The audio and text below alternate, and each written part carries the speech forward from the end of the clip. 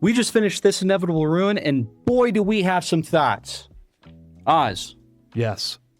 This book, I think, it takes Dungeon Crawler Carl to a war zone that it hasn't been before. I think this is a straight up war novel where you have battles happening behind the scenes, and because we're in Carl's POV with like little interludes in between of previous crawlers, and spoilers up to book 7, obviously, but now we're in faction wars, which is something we've been psyched to see. We've been hyped for faction wars, and now they're finally here. And because you're in Carl's POV mainly the entire time, you have these like battles that are happening behind the scenes that you just hear about happening, and it makes it feel so much more real. Like Carl isn't involved in all of these like mega huge battles. Like awesome stuff happens that you don't even hear about. You just hear it, like people telling Carl what happened. And that's what I loved about this book, is it's a completely different, if this one is the most divisive, I think, as far as like, if people are coming into Dungeon Crawler Carl, if you have loved it for the humor up to this point, and that is like, has been the driving factor for Dungeon Crawler Carl, this is still funny, it's still got jokes, but it gets dark. Like this book is the most intense Dungeon Crawler Carl book. It feels like you feel dread for a lot of stuff that's going to happen and things that have been set up from previous books, mainly with our girl Katya and Donut, like that whole storyline. And then we're leaving off, you've got Carl dealing with the Bedlam Bride, because that happens at the end of this book. So now Carl's got this thing that he's got to worry about. So there's a lot of stuff culminating in this book that finally, I feel like this is more of a finale to the series than, I don't know what we're getting next, but this wraps up so many plot lines. Like it feels like this could be an ending. My biggest gripe with this book is how abrupt it is. And I get why it is, and the way that he does it, it works, but it's like, wow, that happened fast. Like we ended really quick. And it's a big book, so it's not like for lack of content. It's just like, why did we end so quickly? That's a thing. I've seen people, we've read these books, all 7 of them, over like 2 months, right? Like we started at the beginning of the year. This was our first book of the year. Yep. Yes. Mm-hmm. So we started this series and we wrapped it up in 2 months. And so a lot of the gripes that people have with Dungeon Crawler Carl is like stuff is set up prior to this book that like will pay off, especially like the B stuff, like B and Ferdinand. Ferdinand is still around, but B is set up and she finally shows up. Like that's a big plot point. And when does she show up? At the end of 4? I think it's the 5th book. End of she's 4 going in 5. into the 5th, yeah. Like that's her like payoff is 5, but she's in the end of 4. And then it pays off in 1 chapter, and that's it. And I can see if like you've been waiting a year in between each book and you've been theorizing, that would bother me if I had like had all these theories and things going on in my mind, and then a year later it happens and it's all wrapped up in 1 chapter. See, but I just disagree. I don't think it would bother me because I didn't. No, I'm care not about saying that bothers me. I'm saying that you said that that's a problem you have in this book, is that stuff happens really fast. No, the ending happens abruptly. I feel like it kind of came out of nowhere. Well, I think, you know, it's nice to be back for another Dungeon Crawler Carl book. I've said previously that each book just gets better and better and better, and none of them feel like a step back or a step down. And I think this book, in my eyes, is no exception to that. I just think that this is the best Dungeon Crawler Carl book so far. Oh, you think this is the best one? Oh, yeah. Like, like, obviously, like, the Bedlam Bride. And I don't think you're crazy for that. I think Bedlam Bride, Butcher's Masquerade is my favorite. I think this is my second. I do really like it. Like, the Butcher's Masquerade was good, and then I just found the next one more enjoyable with like the whole card system in that world. Oh, you like the card system? Yeah, and then this one, I just really love Faction Wars, and just how many things happen. No spoilers, but there's a lot that goes down. I mean, it's a Dungeon Crawler Carl book, of course stuff goes down. So it's like, yeah, like as of this point, like this is my favorite book, and the next book is supposed to be something Mad Max-esque, adjacent. Which sounds like a lot of fun. Yeah. Yeah, like, honestly, if you've made it this far, this isn't going to be a miss. I'm privileged enough to be able to read them back to back to back and not have to wait a year in between. And I hate being caught up on a series. This is the worst feeling. But, Jay, thoughts? I think I really loved the relationships in this book. I think there are a lot of moments that have like been leading up to the moment that you get at kind of the beginning of this book, and it pays off so well. But it's paid off even better like towards the end of the book. And I don't want to get into spoilers, but this book does a really good job at making you feel. There's like 3 separate parts where I was either shouting, like verbally shouting, or like tearing up. And this book is very emotional. And so if you are in it for the goofball stuff, I get you not liking this book. But I'm with Dave. I think it's probably up there as one of the best books. I really liked it. The payoff, it does very well because we've been building up the faction war this entire time, and it pays off. It feels epic, and I really like that. So yeah, I'm giving it a solid 9 out of 10. Johnny? I think the big thing that I liked about this particular book was how dark it was and how serious this one was. And one thing that I liked, and he and Jay touched up on a little bit, it was the relationships. But what I thought was nice was the fact that Carl has had a lot of secrets, and he finally is like able to not, hold them back, if that makes sense. I'm trying not to go into spoilers, but because of certain relationships he develops over the book, he's not holding back so many secrets, and he's feeling more free and more open. And because of that, it's scaring him more, because now he's like, there are more consequences following to him having the secrets somewhat be more exposed in the process. But at the same time, he's needed these relationships, and he's needed these secrets to be exposed to help them grow better, especially in the future. And I really did like the fact that everything was just getting just darker and darker, because I did love the AI going, like, that's one huge reason why I love the beginning of the book, was just how ridiculously funny the AI was. But now when I hear funny tones from the AI, I'm thinking to myself, like, yeah, it's a different it's a different feeling now, because it's not as funny now. You're like, this guy is having like a complete That's mental, a great point, actually. he's having a complete mental breakdown. Like, at the beginning, he's like, oh, he's just being a kind of a prick. Now it's like, this guy, oh my god. Now you're like, okay, this guy might He's like kill me. everybody that I love. Oh my gosh, he's freaking psycho. But I'm loving the fact that, like, the actions of every character from like the beginning of the book coming on, like, consequences are finally like catching up to everyone, and not just Carl.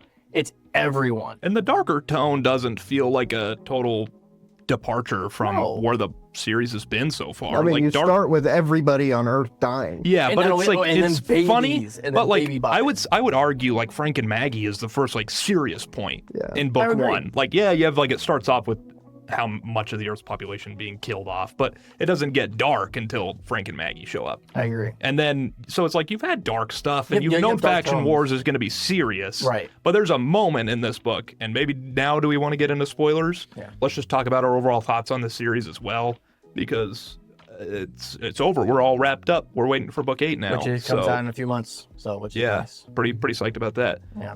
The moment for me when I was like, oh wow, this is like not gonna hold up, is when Carl gets the Bedlam Bride thing, and him and Katya have the dream sequence, but they're touching each other, like their hands are touching when it happens. So they're all mixed. And so Carl wakes up and he's just like drenched in blood. And it's like the Bedlam Bride had taken over and like killed the one warlord. Dave, you had that chart. Yeah. Can you pull that up? Dude, you have no idea how stressed I was when he wakes up with blood all over him. I thought he just killed Katya. Katya, and he can't kill Mordecai. Mordecai, but like everybody else in that The room, did he Lemig? just kill? Yeah, the Lemming. The Lemming. Lebig. The Lemig Sortion. Sortion. And the fact that they all went into like a big group meeting, almost like debate. Oh, he broke the rules. It's like, Yeah. and then you started seeing all like these crazy things that other factions were having. Well, they themselves were breaking the rules, and Right. they were like watching the game on the outside and like getting information yeah, on the inside. yeah. So Insider tradings. yeah, it was a whole Ridiculous. cruddy situation. Yeah. but that was the first moment where I was like, okay, wow, this is going to be a dark book. Mhm. And this book, more than any of the others, I would say is like horror focused. Oh, Like there's some absolutely. horrific stuff that happens in this like book. so There's- Saving Private Ryan crap. Well, yeah, there's Yeah. like a part during like the first like altercation at one of the borders between who is it? The Princess Posse and the NPCs versus I think it was the It wasn't the orcs, it was the other faction. That, Yeah. not the Nagas. It was the elf people. Oh, is it the one that gets added in? No, the Lemmic lost. But it was the elves. They like dug a hole and then they used water spells to fill it up with water and then they used a spell to turn it into acid. And so people were diving in Right. to like hide and they just fell into a pool of acid. And it's like that just wasn't funny. It was like, oh my freaking gosh. Like like people just being melted. And like before this book, there was a vote to remove the protections from everybody. Right. So this wasn't just a game. Like if you die, you die.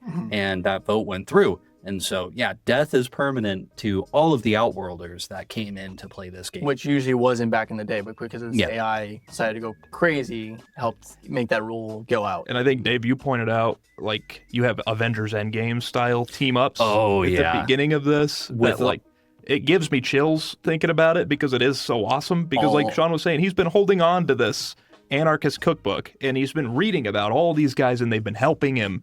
Like, everybody in that cookbook has helped him.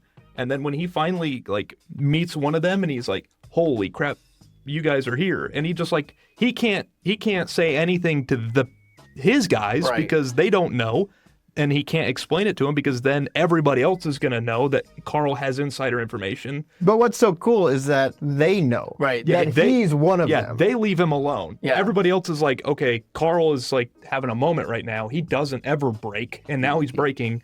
And when he is Justice Light, I think, is who he sees first, right? Yes. And he just like breaks down and he hugs him. And Justice Light's like, we're here, brother. We got you. And it's like, that got me. I'm Oh, like, yeah. man, this is so awesome. Like, as well as the scene with Milk, that was a huge moment Milk- too. Milk was like a different part, but that is such a good moment. That was honestly my favorite moment of this whole book, was that moment of like them and him I meeting do really Milk. like that that was part. Oh, that broke me. I think I still got to go with the part where Katja like reverts back to her human form and Oh. she's just missing all of her limbs and it's like, holy cow! And she's like, everybody's lost something. That was such a. I was in a Walmart getting like Mountain Dews, and I like was listening to it, and that part happened, and I was like, I had to turn it off, and I had to not think about it because like my throat was like I had like a freaking lump in my throat, my eyes were getting all watery, and I'm like, I had to not think about it, and I'm so glad that I had to wait a week to review it because it was like so emotional. Like Jay was talking to me about it afterwards, and then my eyes started getting all watered Your up. eyes are again. getting watery right And I'm now. like, I couldn't do it. I'm like, this is Katya. I said it. Go back, find the tapes where I said Katya is going to be the heart of this series. And what is she? She's the freaking heart of this series. She pulled through in the end, and she survives. But She makes it. that's where I'm like, I'm jacked to see where she goes now, because now she's protecting the kids on the outside. In that moment too, we got to talk about that because she chooses like the who's the lady who gives her the boon. Oh yeah, she kills her. No, the one that comes Before. down and grants her thing, and she's Mhm. like, Yeah, they do the Who's the one that- laundry day move to get the sponsor out of the celestial or the deity. They kill the sponsor, and then it's just the deity who reverts back to their like godlike form. So that they know they can trust her. Exactly. And so she eats the lotus. I forget the deity's name, she but dies. yeah.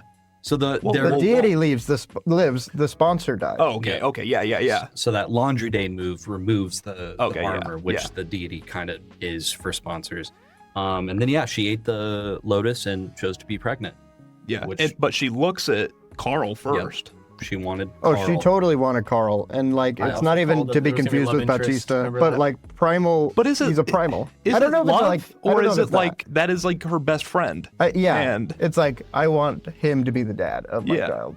Yeah, that's how I saw it. It But- wasn't like a I love Carl, Yeah, but like I trust him. yeah, like that is an honorable dude right there. And That's who I frankly, want.